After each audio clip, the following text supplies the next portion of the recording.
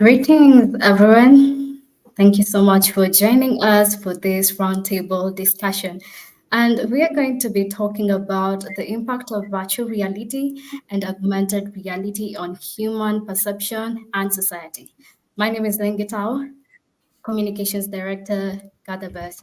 We're very happy to have you here. I would request you, my panelists, please be brief, and I want you to start introducing yourselves. Tell us what you do, and if you can, please tell us what reality means to you. Quick. Thank you. I think we can start with you, Julian. Hi, I'm Ileana Moje. I'm founder of VR Synergy in Romania. It's a company that is focused to promote virtual reality in corporate trainings and mental health. We actually promote programs to distribute the virtual reality in psychotherapy clinics and distribute it also in corporations for trainings and for well-being programs for the employees. Arome. I hope you can hear me. Yeah. Okay, great. My name is Arme Ibrahim. From Nigeria. I'm currently the XR business analyst at Vector. So Vector is a no-code metaverse creator platform for creators and businesses alike. For me, reality is just a medium for us to express our innermost desires, ideas, and also possibilities. Tess. Hi, I'm Tess McKinney, and I own a company called X Renegades. We're a sub-company of Firework Media Studio. What we do is help institutions and schools implement virtual and augmented reality, AI, anything they can think up. We help anything they can dream. We help them implement it. Thanks. Eva. Everyone, it's a pleasure to be here. I'm a content creator revealing the structure where humans project the constructs that allows the illusion of separation. So using VR, I reveal the invisible gears of thinking for people to identify conditioning and upgrade their memory to perceive higher paradigms of understanding. And VR allows that perceptual shift to happen faster. Thank you. Bernard. Hi, all. It's a pleasure to be here. I'm Bernard Masika from Tanzania. I am a lead developer at Honor Stories. Honor Stories, the first Tanzanian AR/VR storytelling company, which make use of immersive technology to bring the message and hoping to bring more impact. Thank you. Okay, Ed. Hi, all. Ed Lance here. I am CEO of Vortex Immersion. I'm trained as an engineer and scientist, but I'm also creative, and I work in various XR technologies with a focus on out-of-home experiences in immersive dome theaters, and am working on engineering standards to join real immersive experiences in real spaces with virtual spaces. Thank you. Ruth? Hey there. So my name is Ruth Diaz. I am a clinical psychologist, and I work in community design consulting for all forms of online and in-person community. And that can include environmental design work to help communities connect well together. It can also include game design and social design. So how do we build events together that build towards something bigger than a product or a brief activation? So yeah, that's me.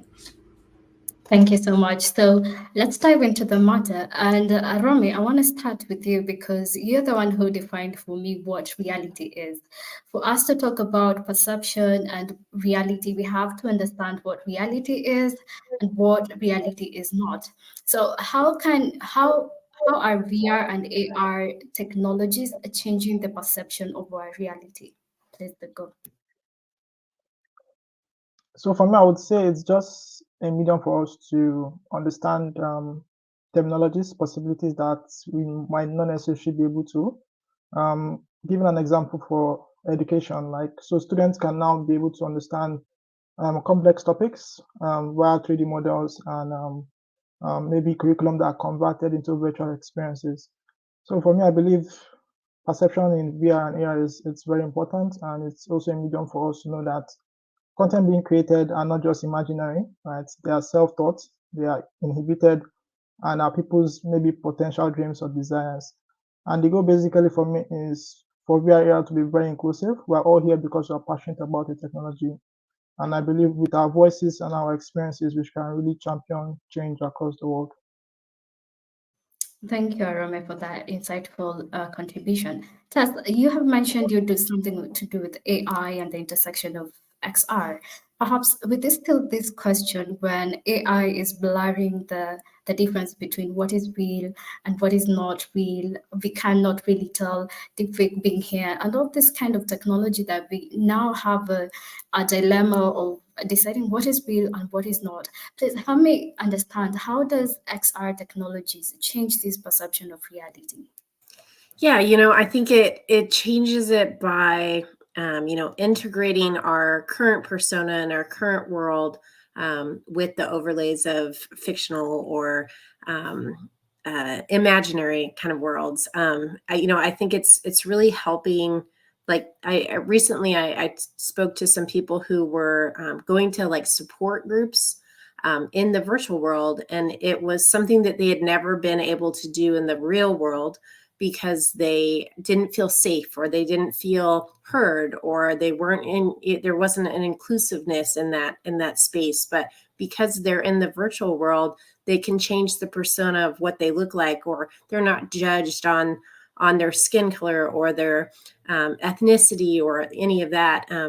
But it's something where it warmed my heart because it was something where someone felt safe in an environment that they normally wouldn't feel safe in. So, I just think it's changing the way that people are thinking about, attending events or being nervous about attending those events in the real world. So this is safe space. I really think that that's what the cross section is of creating, in an XR world. And then being able to put it into perspective of, crossing the two worlds together, I think will just be an absolute, benefit to everyone in the world. Thank you. Ed, I want to jump to this question. I want to address this question to you. We are seeing XR enhancing how we interact globally. Collaborations are now getting enhanced with XR. But I want to find out more from you. What are the social implications of widespread adoption of VR and XR? Sure. Well, bouncing off of what Tess just said, when you're in a metaverse or a virtual world, or even an augmented world, you have a really high degree of control, especially as a world builder, over the experience that you're having. And psychologically, studies show that the world is colored by our worldview, which can actually rewire our visual cortex so that we see things differently depending on our beliefs and our expectations. And when you're in a metaverse, you can prototype new ways of being. The Burning Man, I've gone to Burning Man over many years, and people experiment with other personas, other ways of interacting. It's like a prototyping possible future culture. So to me, this could actually rewire our brains so that we realize, wow, the physical world, we have control over how we see that, and we can rewire the physical world too. I think the long-term effects could be pretty incredible on society. Bernard, I want to find out more from you because I saw you do a lot of social impact with the XR technologies. Perhaps chiming into this discussion. Okay, so one of other implication can be so escapism, right? Because with the technology, the immersiveness of the technology allows us to experience certain fantasy or certain world, for example, things like via chat and the like. So I don't know if it's good or bad or it's uh, but it can help. It helps, for example, these mental wellness solutions, which take someone to a certain virtual environment. So some people can lack specialists in their area. So such solution can really help. Also, yeah. So that's it. Thank you. I want to go back to you, Yulian. How can VR and AR be used to enhance education and training? And anyone who is into training, you can also jump on this conversation.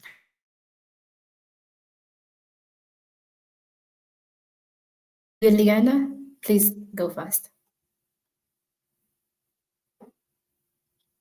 You're muted, kindly. We can't hear you. Please unmute. Yeah, sorry. So virtual reality and augmented reality could help us learn in a much more immersive way. And from studies, it's demonstrated that people can retain more the information if they learn through experience. So virtual reality help us expose ourselves to experiences from which we can learn. And this can help us to retain more the information and apply it in our activities from day by day. And we are promoting virtual reality in corporate trainings in order to help employees to develop quickly their skills and to retain more the information. And also they use virtual reality in the follow-up process of the trainings. And for example, for the academic area, the virtual reality is very helpful, helping students to experiment their learning into a much more immersive way. And this can help them be much more engaged into learning. And AR can overlay education content into the real world, and this can provide contextual learning experiences that are both informative and interactive. Yeah, VR was historically created as a tool for simulation and training. The same with dome theaters. And you're seeing some really interesting applications, virtual field trips for kids, social awareness training. It's hard for one classroom teacher to tend to 30 students. So you have this potential as well of getting real individualized one-on-one interaction, but maybe with an AI. So children can move at their own pace much faster than in a classroom environment. I'm definitely seeing it's a huge cost saving opportunity. So like I have a lot of schools who can't afford welding kits or can't afford, to send their kids to specific robotics or, that kind of camps. So this is a way for them to immerse themselves and be able to, actually pick up a welding torch and understand and learn how to do that kind of activity prior to even getting a welding torch. Some kids are so scared of even holding that, because it could burn you, or it could, there could be repercussions if you were utilizing it in the real world. But the cost savings is just a mass savings for most educational facilities. Yeah, that's So very personal, impressive. Okay, please contribute to it. Thank you, last point. Personal, I believe it has deliberate practice design. That means that we can add in brackets, students can learn from mistakes. So we can design a way of learning so that the outcome is less important than the process, the character development, the habit development of the student, the mentality development of the student in tackling a certain problem or in solving a certain problem. So because then we can all achieve all this with very minimal risk. Take example, surgery solution or simulations or others which can help those people who have scarcity stuff like that. Thank you. I think for me, if XR doesn't accomplish its mission on education, it's not worth it going forward, is it? Because I think XR, the biggest use case and most impactful use case for XR for me would be education, because education shapes how we think, how we reason, how we grow up to solve our problems. And I think XR is that tool we just needed to enhance this kind of life skill. And I'll go to you, Ruth. What are the ethical concerns that arise from immersive experiences created by AR and VR or XR?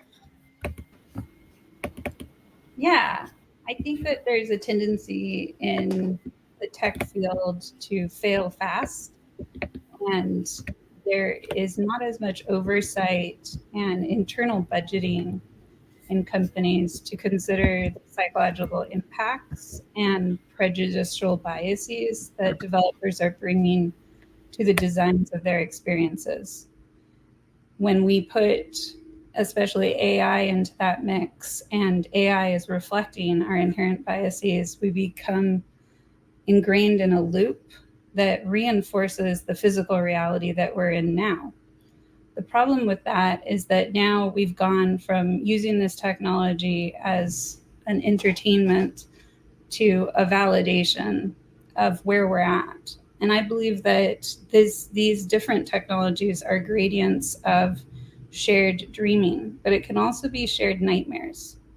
And so ethically, I think we all have to ask ourselves how we are practicing integrity as developers, designers, consultants, how we are practicing integrity and naming our own biases and making that a part of our workplace culture and our conversations. If we're not naming those limitations, then we're designing systems that have them built in as if it was intentional. And then we are limiting the scope of what this technology can do and actually causing harm in ways we're not anticipating out of that drive and need and enthusiasm to make something new and interesting in a world that's being flooded with information. Yeah, that is very insightful. Perhaps maybe Ed, you can add to that. Do you want to add into the ethical implications of this technology? Yeah, absolutely. And my thinking about the ethical comes from actual experiences that I've had in the space, because I see XR, especially VR or anything immersive, domes. It's like a broadband interface to the brain, and that's my engineering take on it anyway. And as such, I tell the artists who come into our spaces to perform, I said, your instrument, your canvas, your palette is the nervous systems of the participants. That's what your medium is as an artist, and you have to think and you have to respect people's nervous systems. So, for instance, if you're in a room and someone pulls out a gun and starts shouting, your nervous system is going to react in a huge way. If you see that on a movie screen, on a rectangle on a wall, it's like, yeah, I'm just watching a movie, I'm safe, very different kind of experience because the XR starts to simulate reality to a greater and greater degree of fidelity as this technology develops. So you have to be responsible, just like in the real world, you have to be responsible. It's not that different. Of course, you can do magical things in the metaverse. So, I think, unfortunately, it's true. Companies don't think about this. And when Hollywood comes into the metaverse and starts, shooting it up and everything and car chases and all that, which they have with games, I mean, that kind of thinking anyway, there's going to be impact and ultimately lawsuits, I suppose. And that's where laws and regulations start getting made. Thank you. That's quite very impactful, especially on the metaverse. Who is not talking about ethics in the metaverse? And one of our standards at GatherVerse is ethics. We need to really have that deep consideration of ethics, not just as a buzz, because I'm also seeing ethics become as a buzz. Everyone is talking about ethics, but we're still not pushing the right we are not doing the right action to bring these ethics together. Maybe let's go to the next question, and I'll bring it to you, Juliana. Let's talk about cross-cultural across cultures. I personally come from a place where culture is diverse, and Arome can witness we come from a very, very diverse culture. And when we look at technologies like XR, what comes into our mind is XR very empathetic?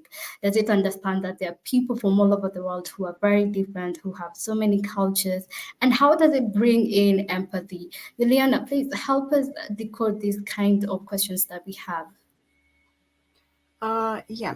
So virtual reality and augmented reality has the unique ability to foster empathy and understanding across cultures by providing immersive experiences that allow individuals to walk in someone else's shoes.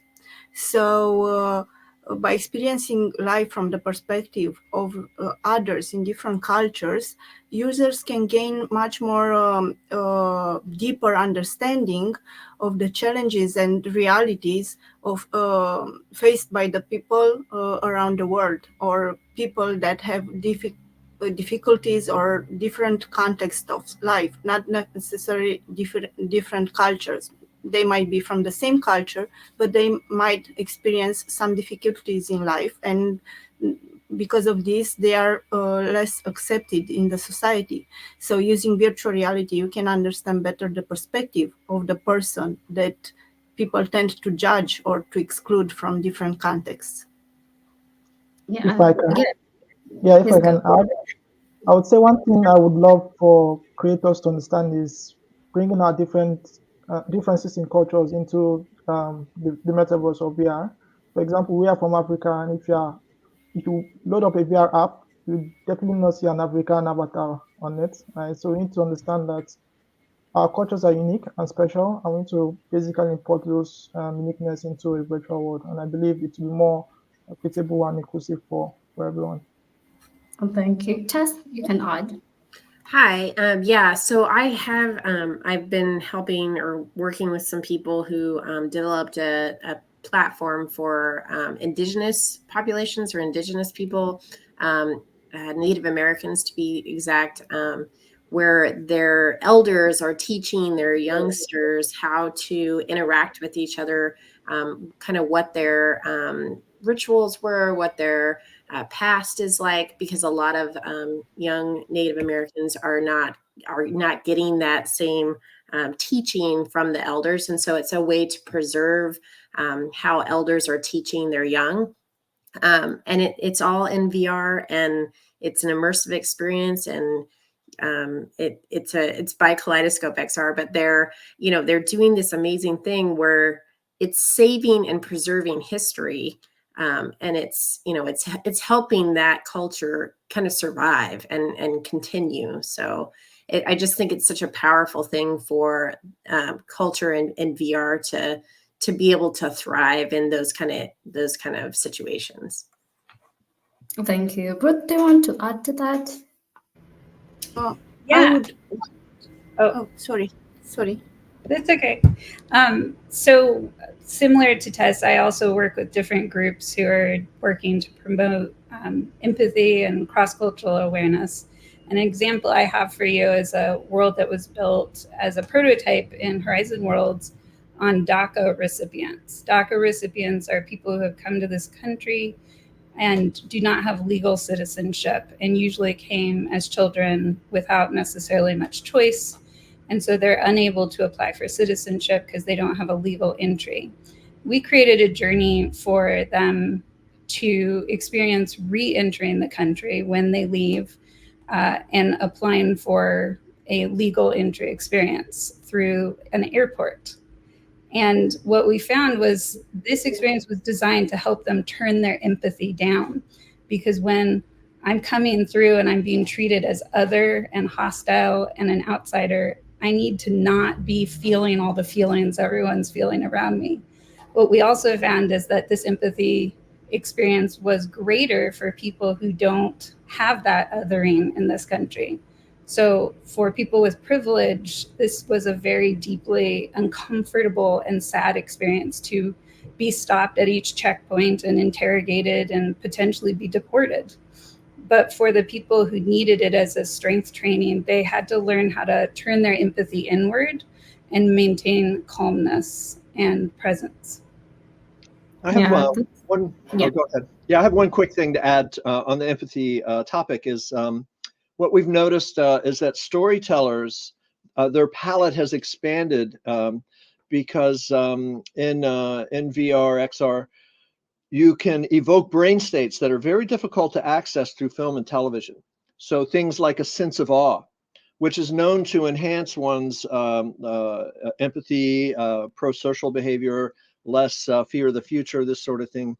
And you can drive people into deep mindfulness states. And so, this is something that I think we should be exploring as well, is how this extended palette as a storyteller or a content creator or world builder can be used. Yeah, I think I also want to chime in on that. As I was listening to examples, more examples came to me, and some of the experiments we're doing here in Africa. There's a company actually from Nigeria is using VR to tell stories of women who go through FGM, women who go through early marriages, and they were using XR to tell those stories, and it was very hard, and so many people could get the impact of how it feels to be in that place, how to get married early, how to get that FGM. And there was a lot of impact, and so many people came to contribute, and they said, you know what, we have to end this thing. And I totally believe XR is one of the best tool to promote empathy and build that massive experience and experience people's culture. Well, it doesn't have to be in a negative way, but any kind of culture, you know. And perhaps, Arome, you're good at marketing. You're very keen on marketing. I want to address this specific question to you. In what ways does XR influence consumer behavior and marketing strategies? And anyone who wants to add on that, please feel free to chime in. Okay, great. So I'll use an example. So when I started off XR, I was basically doing virtual tours for businesses, and our main target was location-based businesses, because we noticed for people that want to maybe book a hotel room or go to a restaurant, they want to see the space first before they visit. So the goal was to partner with these local businesses. So we created a 360 VR experiences of their locations, and we placed it online on Google Street View and the rest. And they had a tremendous gain from those platforms, because people can now see their locations and possibly book directly through those platforms. So the goal basically was VR and AR created the means for potential users to engage with products and services before they see it. You have, for example, now virtual try-ons. If you want to buy a watch online, you can have it on your wrist. In AR, engage with it. If you like the color, you can change it.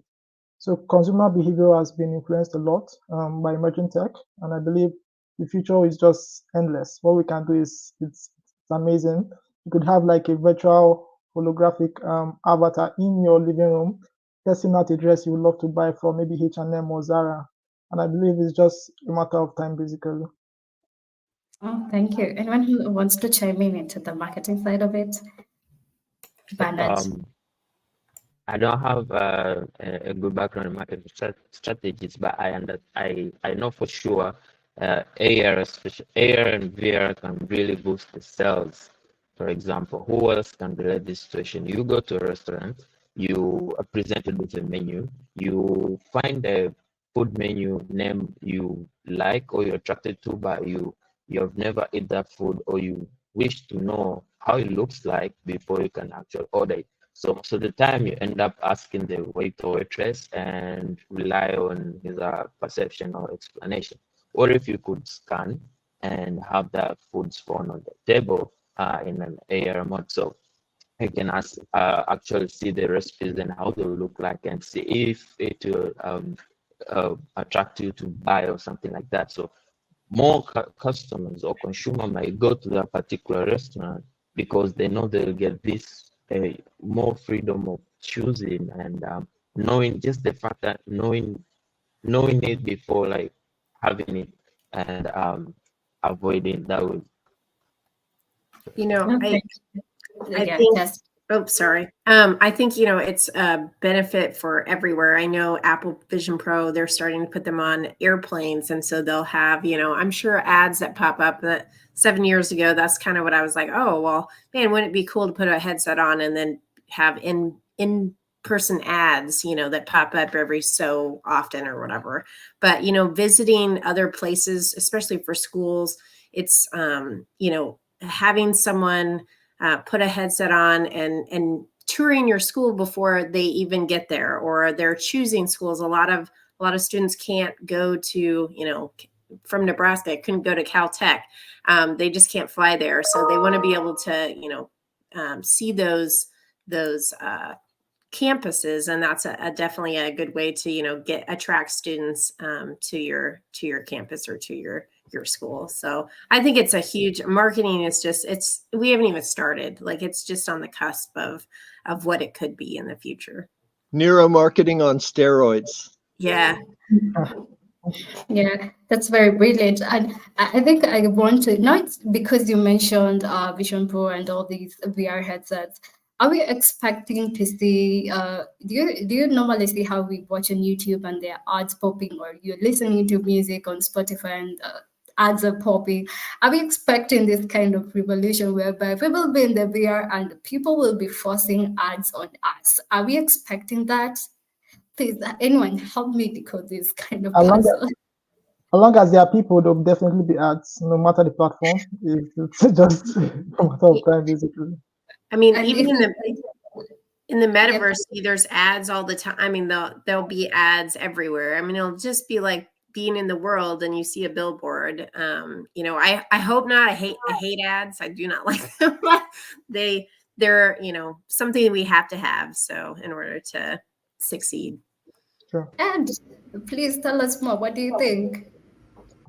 I think there's other ways to go about it. Brand loyalty doesn't need to be flashing, but look at TV. It's all about getting your attention, right? So if you take that thinking into immersive, it could be horrible, So I think we need to seduce people into brand loyalty through incredible experiences. Might be a better way. Yeah, definitely. I agree. I wouldn't want to use VR for my schooling and then a VR or an ad pops up of another school or another education system I don't know about. So it's something we should really be keen on. Yulia, let me come to you. How can VR and AR contribute to mental health treatments and therapy? And if you're into mental health, please chime in into this. I believe this is one of the most sensitive topics in this presentation time. VR and AR have shown promise in enhancing mental health treatments and therapy by providing controlled, immersive environments where patients can confront fears, can practice social skills, or escape to calming surroundings, or can just experience in a much more controlled way some traumatic experiences. So virtual reality, it's used in therapy and has been successfully used for treating conditions like PTSD, anxiety disorders, and phobias through exposure therapy in a safe, controlled space. And AR applications can also support cognitive behavioral therapy by overlaying calming visuals or instructional content in real-world settings to help manage anxiety or improve social skills. And there was a situation with a client of mine, psychotherapist, that helped his patient to overcome the fear of bugs by using augmented reality and exposing him to many bugs and teaching him how to protect and how to keep himself safe in a surrounding where many bugs around. And that it's also an example where virtual reality is used in the cognitive behavior therapy for anxiety disorders, where patients are gradually exposed to their fears in virtual environments, enabling them to develop coping mechanisms in a safe and controlled manner. And for this, there are many software developers who produced some psychotherapy applications that can be used by psychotherapists in this area. And we can also through VR Synergy, we also promote virtual reality for well-being for employees, so that when employees are very, very caught up in their activity at work, they can just take a break, put a pair of a headset, of a virtual reality headset, and go to meditate into virtual reality. Just disconnect from the activity of work, from the environment, so that they can feel the relaxation. Anyone else, please chime in.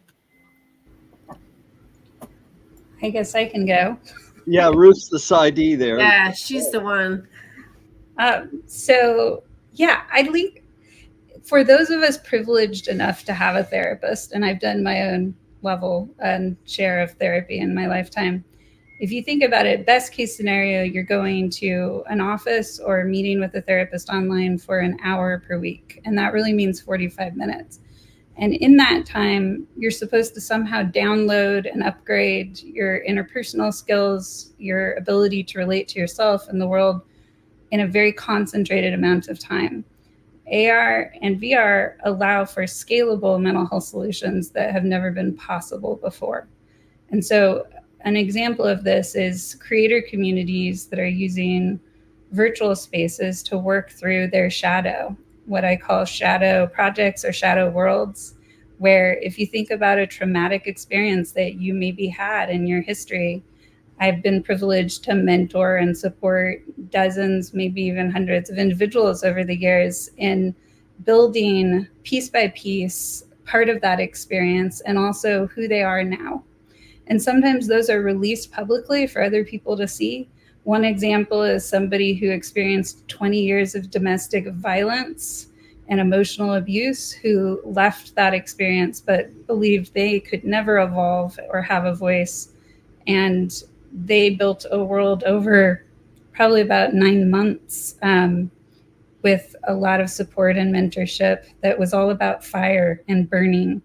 And at the end of this world, there's a phoenix of forgiveness and a phoenix of remembering that to truly release that trauma, they had to even practice forgiveness and boundaries with their aggressor.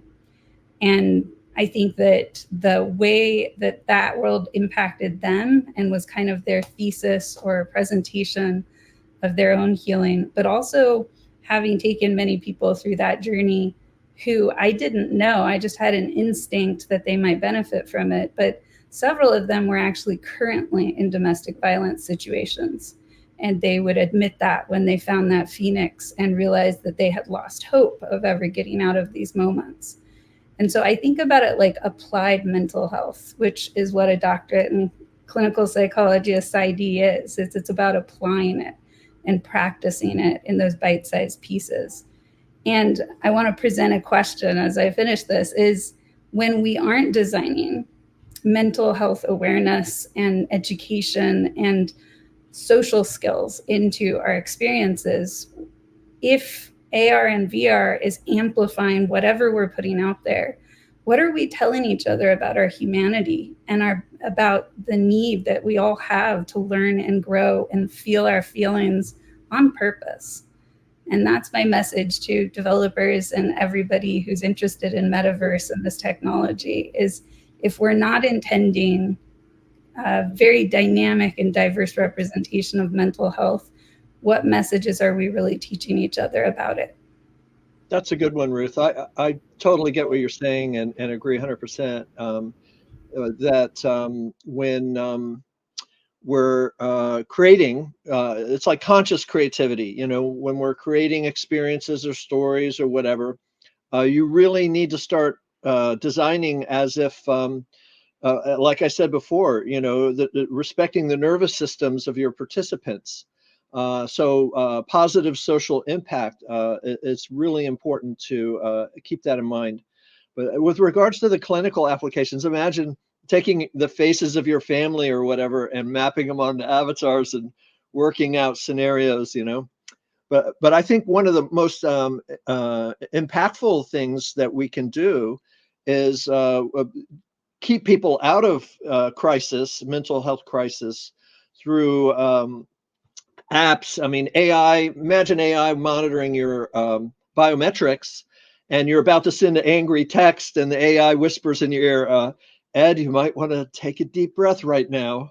And by the way, I did a little research, and what you're complaining about, you didn't take this into account, like help us to be better people. And I don't know how to train an AI like that. I think you need like cyber monks, perfected consciousness training the AI so that teaching us how to be better people or something like that. But I think there's a lot of power in that. Yeah, very impactful conversation. And anyone who wanted to add before I go to the next question? Okay, cool. And what I love about this panel is so many examples. I think our audience is taking these examples and considering to put them into the application. So as we close off the panel, because I see it's 5 minutes, we're going to discuss this final question: what challenges do creators face developing AR content? Bernard, you're a developer, if I'm not wrong. Please chime in on this, and everyone will get a 1 minute close off as we wrap up. Well, one good challenge, at least from where I come from, is accessibility. So accessibility to good machines, as we know, some of these softwares are resource intensive. Accessibility to the headset themselves for testing, and I understand the simulations, but sometimes you'll want to test it on the actual headset in order to analyze your product which you're making. So otherwise, because when you come to contents and tutorials, there's tons of tutorials on YouTube. There's tons of free tutorials and special effects. So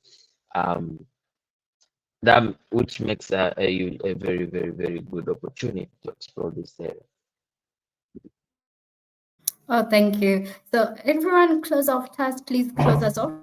Yeah, I do think that headsets, Bernard's right. It's very hard to find free use cases or free or cheap or reduced cost or whatever. But I think that's what's hard. I think a lot of those companies that are making it for all three modalities are doing wonders for the world. But that is a struggle I think that people face. Thank you for having me. Juliana, Ed. I'll speak. Well, as I produce a lot, but when I'm producing and the developers are using tools like Unreal, I realize, what is this game engine stuff? I mean, I had to learn about it because I come from visual effects more so. And I'll tell you, took a class in Unreal, and goodness, it's very challenging, a steep learning curve to get into all the little nooks and crannies, right? I would love a tool that is more of a text to 3D world building tool like that, a layer on top of Unreal for rapid prototyping like that. Okay, thank you so much for joining us. That was such a heartfelt, wonderful talk you expressed, and we loved it. Thank you so much. Have a good day. Please come back again. We love you so much. Our gather was well. Thank you. Thank you.